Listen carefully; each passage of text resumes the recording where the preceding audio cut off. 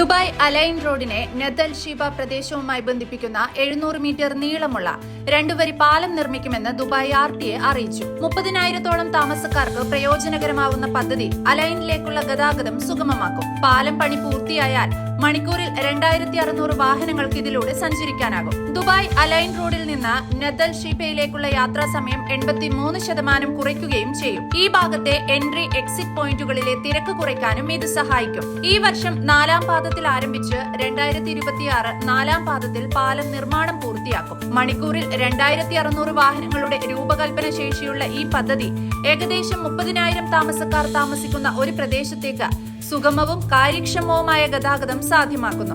അതേസമയം നദൽ ഷീബ പ്രദേശത്തുടനീളമുള്ള പ്രവേശന എക്സിറ്റ് പോയിന്റുകളിലെ തിരക്ക് കുറയ്ക്കുകയും ചെയ്യുന്നു. ദുബായിയുടെ റോഡ് ശൃംഖലയുടെ കാര്യക്ഷമത വർദ്ധിപ്പിക്കുന്നതിനും അടിസ്ഥാന സൗകര്യ വികസനത്തിനുമുള്ള RTA യുടെ ശക്തമായ പ്രതിബദ്ധതയാണ് ഈ പദ്ധതി പ്രതിഫലിപ്പിക്കുന്നതെന്ന് RTA പറഞ്ഞു.